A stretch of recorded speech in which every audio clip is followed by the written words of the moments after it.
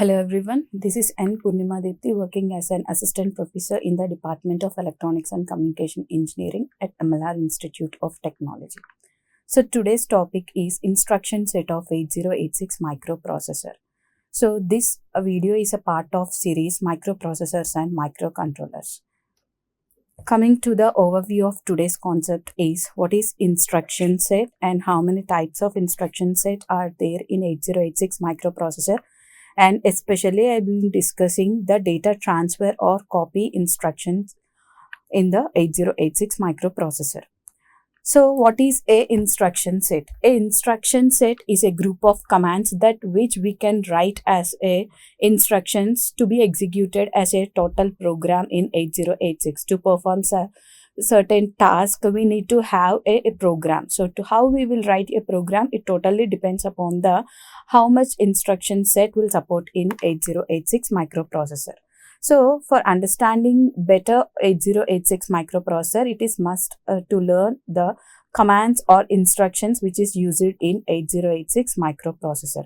Coming to the 8086 microprocessor, it's been divided into these many instruction sets like data transfer or copy instructions, how the data will be moved into or from the memory or registers and everything, and how arithmetical operations, additions or multiplication, these operations performed using the instructions in 8086, and how logical operations like AND operation, OR operation, and logical XOR operations, negate operations, complement operations, how it will be done in 8086 is depends upon the logical instructions, and how loop instructions like loop, how many times it should be rotated, it totally depends upon these loop instructions, and machine control instructions, how to stop the processor, how to be the processor in the halt mode, like that. So how to manipulate the flag instruction, so how a flag register, how to manipulate direction flag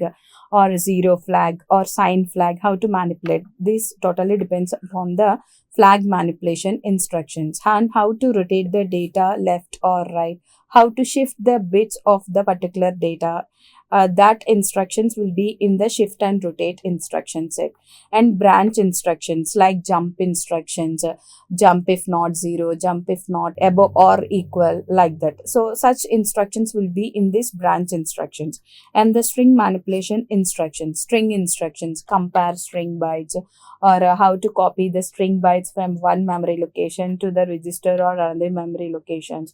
So totally depends upon the string instructions. So in today's class, I will be discussing what are the instructions used to perform data transfer or copy in the 8086 microprocessor.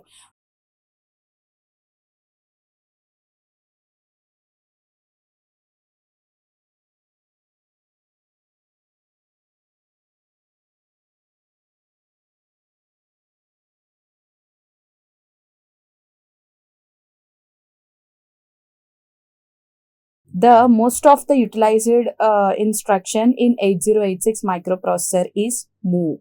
So this is the instruction. In this move instruction, the data will be copied from source operand to the destination operand. It will not move exactly. Like for example,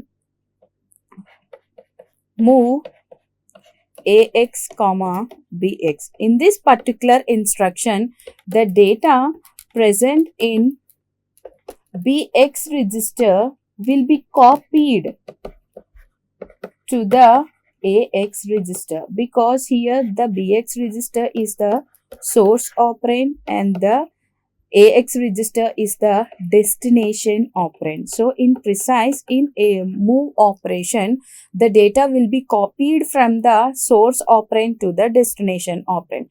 Here the source operand may be direct memory or register, or indirect memory or indirect register, like that. Apart from immediate data in the destination, it could be,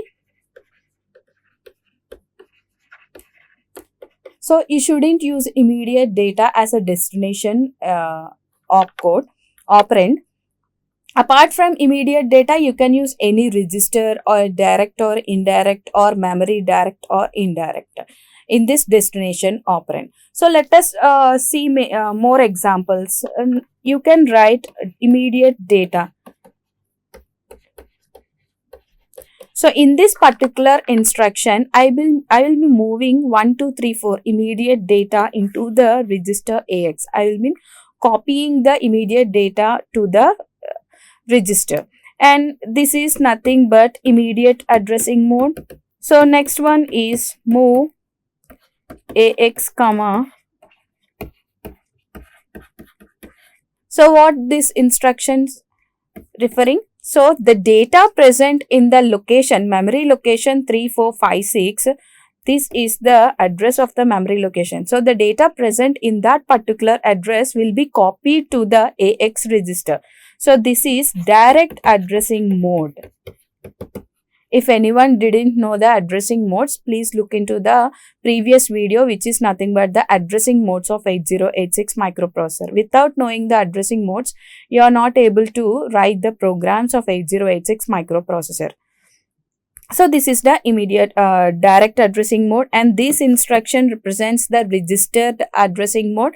If we are keeping like the square brackets, so this represents the indirect register addressing mode. So index addressing mode like will be there. But in move operation, one instruction will not be available. So you shouldn't move any immediate data to any one of the segment registers. So this operation, this instruction will not be available in 8086. We cannot move immediate data into any one of the segment registers, not only data segment, extra segment, stack segment, code segment. No, such type of instructions will not be available in 8086. So how to transfer if we want to transfer the direct address into the segment registers? How we can transfer without using this segment? So instead of transferring like this, you can use any one of the general purpose register, registers to hold the address first. Then you can transfer the data from general purpose registers to the any one of the segment registers. So first you need to transfer the immediate data into the one of the general purpose registers. Then you can move the data from general purpose registers to the segment registers, any registers. This is the only one example you shouldn't do in move instruction. So coming to the next instruction, it is the push instruction. So here I was writing like push AX. The data present in the AX register will be moved to the pushed and will be inserted into the stack memory. So in this particular example, the data present in the AX register is 5525. So this lower byte will be stored in AL register. This higher byte will be stored in AH register. Taking one example, if we are selecting this as the memory stack memory, then the higher byte will be stored first and the lower byte will be into the next register, next memory location. So you can say that the higher byte will be stored in the higher memory location and the lower byte will be stored in the lower memory locations. Because as AX register is a 16-bit register, so a word of data will be moved into the stack register. So that's why here whenever we are pushing some 16-bit data into the stack pointer will be decremented by 2. Suppose if the starting address of this stack pointer is 4Fs, then the next address will be the -1 decremented position. So here these two addresses will be used to locate the total 16-bit data of AX register, and then the stack pointer will be decremented next and it will become FFFC. So push instruction is used to dump the data present in that particular register to the stack memory. So the exact reverse operation will be followed for the pop instruction. Pop instruction reads the data from the stack to the register or memory which we are specified in the instruction. Suppose for example pop AX. So the data which is already presented in the stack segment will be moved into the register which you are specified in the instruction. Here the data present in stack, before we have already inserted the data like 5525 into the stack. So now to retrieve the data from the stack, we will be using this pop instruction. This instruction would fetch the data from the stack to the register or memory which we be specifying in the instruction itself. So coming to the next instruction, it is in. So this instruction reads the data present in particular port. So for example, this is one of the example. So here we will be reading the data presented in the 08 location. So in memory, if 08 location is the address of particular memory, there would be one data. So that data will be moved to the AL register. So here you can use AL or AX or DX registers to take the data from the external devices. So to get the data from the particular ports, you can get the data by using in operations. So if we want to send output to a particular port, so that would be done with the out. So here out 13H comma AX. So here we are sending the data from AX register to the 13H port. So here we are sending the data out to the external devices. So next instruction is XCHG, which is nothing but exchange operation. Here the instruction example is XCH AX comma BX. Here in this particular instruction, the data which is present in BX will be completely moved to AX register and the data present in AX will be completely moved to the BX register. Suppose in this particular example, we will having like, so this is the data present in AX register before performing this exchange operation, and this is the data present in BX register before performing instruction, before performing the execution of this instruction. Then after execution, the output present in AX register is 0034H and the output present in BX register is 0012H. Completely it will be moved, exchange. So the data present in the source operand would be exchanged to the destination operand. The same vice versa concept will be followed in exchange operation.